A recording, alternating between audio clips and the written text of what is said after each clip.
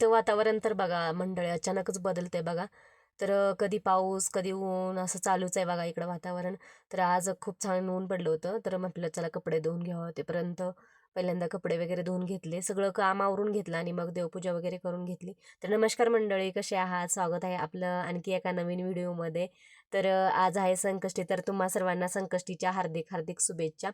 तर पहा मंडळी, आता मी नवीन रूममध्ये आल्यापासून काही व्हिडिओ बनवण्यातच येत नाहीत, कारण लाईटचा प्रॉब्लेम असतो बघा. इकडं लाईटचं काम चालू होतं ना, त्यामुळं लाईट दिवसभर सकाळीच कट करतात आणि मग सकाळी जाते 7ला, ते 7 की 8:30ला जाते, ते संध्याकाळी 8ला 8:30लाच येते. त्यामुळं व्हिडिओ बनवण्यात शूट करण्यात जरा प्रॉब्लेमच येत होता. तर बघू आता, करते थोडं थोडं मी प्रयत्न आता व्हिडिओ बनवण्याचा. तर लाईटचा इश्यू असल्यामुळं बघा, आणि मोबाईलला चार्जिंग पण एवढी टिकत नाही बघा. दिवसभर केलं तरी व्हिडिओ शूट वगैरे करायचं म्हणलं की चार्जिंग लगेच उतरली जाते. त्यामुळे आता चालू आहे माझा प्रयत्न बघा व्हिडिओ बनवण्याचा. तर संकष्टी आहे, तर संकष्टीच्या निमित्तानं बघा मी छानपैकी मोदक वगैरे बनवणार आहे. स्टीमवाले मोदक आहेत. तर बघा इथं मी हे बनवले, सुकं खोबरं घेतलेलं आहे आणि गूळ घेतलेला आहे. सुकं खोबरं गूळ मिक्स करून त्याच्यामध्ये जायफळची पूड घालून घेतलेली आहे आणि मध्ये बनवणार आहे. हे मैदा व्यवस्थित भिजवून घेतला होता मी. तर मी हे बघा, जेणेकरून ह्याच्या लोळ्या व्यवस्थित येतील म्हणून मी हे करत आहे.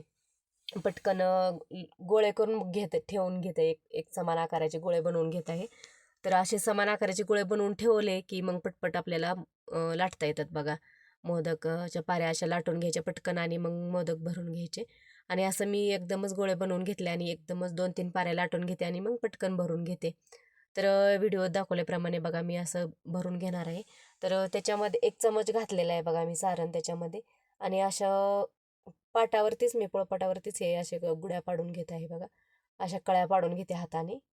हा, दोन्ही हाताच्या सहाय्याने. आणि मला हे इजी वाटतं बघा, हातावर पेक्षा हे असं ठेवून पटकन होतं बघा. पटपट आपल्याकडून कळ्या पाडल्या जातात बघा. अशा पद्धतीनं मोदक तयार होतं पटकन. तर अशाच पद्धतीने मी बाकीचे पण मोदक बनवून घेत आहे. तर बघा हा स्वरा व्हिडिओ करत आहे. तर स्वराला सांगितलं होतं घे जरा व्हिडिओ क्लिप. तर स्वराचं बघा हलवण्याचंच काम चालू आहे जास्त.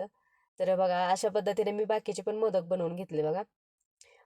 असे बनवून घेतलेले आहे बघा. आणि मग आता हे वाफवून घेणार आहे. आणि हे छान लागतात असे मोदक. सेम आपण जसे मोमो कसं वाफवतो, मैद्यामध्येच केलेलं आहे. मैद्यामध्ये जरा तूप घालून मळून घेतलं होतं मऊसूत असं. आणि मग त्याच्यामध्ये असं गोड खोबरं, सुकं खोबरं आहे, नारळाचा बुरा असतो ना, तो रेडीमेड भेटतो तोच घेतला होता. आणि त्याच्यामध्येच हे गुळ घालून फक्त, आणि हे वितळतो गुळ एकदम छान होतात बघा मऊ असे. आणि बघा मी आता वाफवायला ठेवले आहे. त्यात कढईमध्ये पाणी ठेवलं होतं. पाणी गरम झाले की त्यामध्येच लिंबू घातलेला आहे, कारण जेणेकरून कढई काळे पडू नये म्हणून. आणि त्यामध्येच बघा हे वाफवायला ठेवले आहे असे. आणि हे साधारण 15 मिनिटं वाफवून घ्यायचे. तोपर्यंत इकडं आमरसची तयारी करते बघा. हे आंबे मी पाण्यामध्ये ठेवले होते बघा भिजत, जेणेकरून त्याचा जे चिक असतो ना ते निघून वगैरे जातो, केमिकल वगैरे असेल तर निघून जातं, म्हणून पाण्यात जरा अर्धा तास ठेवलं होतं. आणि त्याची बघा अशा पद्धतीने चिल्लीने मी साल काढून घेते.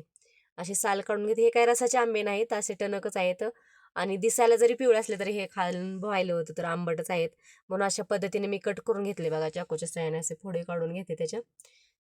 आणि मी मिक्सरलाच बनवणार आहे याचा. आणि हाताने बनवायचं तर याचं काही बनणारच नाही बघा, कारण हा ज्युशी नाही आहे. आपल्याकडे जसे आंबे भेटतात ना, तसे हे आंबे नाही आहेत. हे डायरेक्ट मार्केटमधले असे पिकवलेले आहेत की काय काय माहिती, पण तसे आंबे आहेत हे. त्यामुळे हे आता मिक्सरलाच याचा करावा लागणार आहे रस.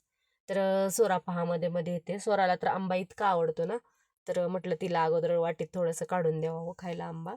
तर बघा तिला दिला खायला. तर तिचं फेवराईट फ्रूट म्हणजे आंबा. तिला फळं कोणती आवडत. तर इकडं आंबा जरा आंबट होता म्हणून बघा मी साखर घेतलेली आहे आंब्याच्या चवीपर अंदाजेच घेतली. 2-3 आंबे आहेत तर त्याच्या पाव वाटी मी साखर घेतली होती. तर त्याच्यामध्ये साखरमध्येच इलायची टाकली, म्हणजेच वेलदोडे टाकले आणि बारीक करून घेतले. आणि त्या साखर बारीक केल्यानंतर मग त्याच्यामध्ये आंब्याचे फोडे घालून घ्यायच्या.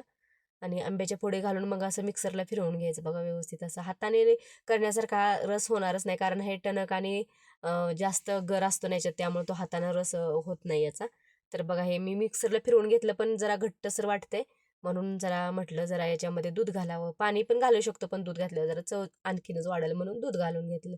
थोडंसं, अगदी थोडंसं दूध घातलं होतं. मग दूध घालून आणखी थोडंसं फिरवून घेतलं आणि बघा अशी कन्सिस्टन्सी झाली आहे त्याची. जास्त पातळही नाही आणि जास्त घट्टही नाही बघा. अशा पद्धतीचा मी रस ठेवलेला आहे. आणि ह्याच्यासोबत मी चपाती बनवणार आहे. तोपर्यंत आंब्याचा रस बनवतोपर्यंत बघा आपले मोदक पण वाफवलेले आहेत 15 मिनिटात. तर बघा मी हाताने उचलते तर हाताला चिकटत पण नाही बघा, एकदम छान अशी वाफ पण निघते त्याची. चिकटत नाही अजिबात बघा. हे सगळे हातानेच एकदम एवढे गरम आहेत तरी अजिबात चिकटलेले नाहीत. मी गरम गरमच काढण्याचा प्रयत्न केला बघा. तसं तर साधारणपणे थंड झाल्यानंतरच काढायचं असतात, पण मी गरम गरमच हलवते पण अजिबात चिकटलेले नाही बघा. छानपैकी आपली वाफलेले आहेत आणि हाताला पण चिकटत नाहीत अजिबात. आणि हे गरम गरम आहेत तोपर्यंतच त्याच्यावरती एकदम देशी तुपाची धार सोडायची बघा मस्तपैकी. आणि छान असे मोदक तयार झाले. चपाती, भाजी, आमरस सर्व काही केलं आणि मग संध्याकाळी पूजेची तयारी करते. तर नैवेद्याचं ताट वगैरे तयार करून घेतलं आणि मग संध्याकाळची आरती करून घेतली. आता संकष्टी आहे म्हटल्यावर मग संध्याकाळची पूजा, मोदकाचा प्रसाद वगैरे हे तर असतेच बघा. तर स्वरांनी पण आरती वगैरे घेतली. तर बाय.